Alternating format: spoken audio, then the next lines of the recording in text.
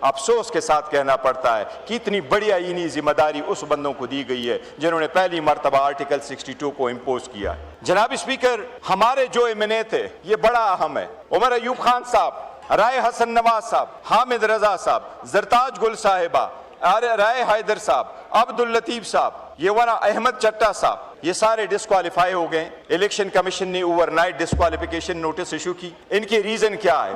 Article 63(1)(h یہ moral ٹرپیچیوڈ کے cases کے نیت سے کیا۔ جناب اسپیکر، پہلی تو یہ بات ہے کہ وہ کیا شیم ٹرائل تھے۔ ہم نے تو چیف جسٹس پاکستان سے ریکویسٹ کی کہ ہم دو چیزیں مانگ رہے تھے، فقط دو چیزیں۔ ہم اپلیکیشن سبمٹ کر چکے تھے کہ اس میں کوئی شک نہیں ہے کہ 9 مئی نہیں ہونا چاہیے تھا۔ ہم سب نے 9 مئی کو کنڈیم کیا۔ ہم نے یہ بھی کہا 9 مئی آئندہ بھی کبھی نہ ہو، لیکن 9 مئی کی دھول اب بیٹھنے چاہیے، اس کی آڑ میں اس ایوان کو نہ خالی کراؤ جو سین وائس سے۔ ہم وائلنس پہ بلیو نہیں رکھتے، ہم ایگریشن پہ بلیو نہیں کرتے۔ ہم چاہتے ڈیموکریسی چلتی ہے تو خان آئے گا انشاءاللہ تعالی۔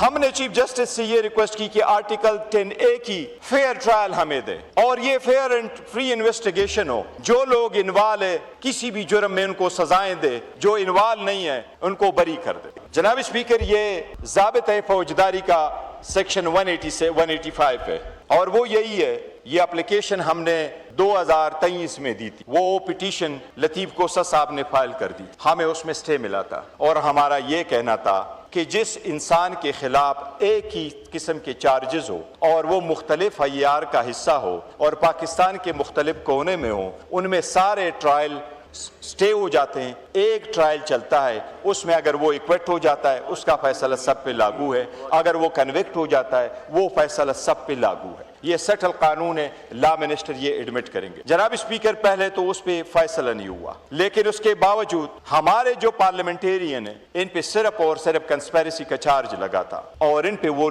قانون لاگو تھا۔ جناب اسپیکر، یہ کہاں کا قانون ہے کہ وہ ہمارے پارلیمنٹیرین سارے کے سارے سرگودا کے کورٹ سے بری ہو گئے تھے، پھر ان کا ٹرائل تو ہو نہیں سکتا۔ اس لیے جو ٹرائل ان کا کرایا گیا آئین کے آرٹیکل 13 کی خلاف ورزی کر دی گئی ہے۔ ہم اس ججمنٹس کو ریجیکٹ کرتے، ٹوٹو میں ریجیکٹ کرتے ہیں۔ قانون کے سامنے سرنگوں ہوں گے، باوجود اس کے کہ ریلیف نہیں ملتا تھا، باوجود اس کے کہ ایون آپ ہمیں ٹائم نہیں دیتے، ہمیشہ سے آواز کو دبایا گیا، ساؤنڈ ختم کیا گیا، سپیس نہیں دی گئی، میوٹ کیا گیا اور آئندہ پتہ نہیں کیا کچھ ہونے والا ہوگا۔ لیکن ان سب چیزوں کے باوجود ہم نے کہا قانون کے سامنے پیش ہوں گے، عدالتوں کے سامنے پیش ہوں گے، لیکن عدالتوں نے ہمارے ساتھ ستیلی ماں جیسا رویہ اڈاپٹ کیا ہے۔ ہم نے پھر بھی یہ کہا ہے ہمارے کیس کی سنوائی کرو، پھر بھی سنوائی نہیں ہوتی۔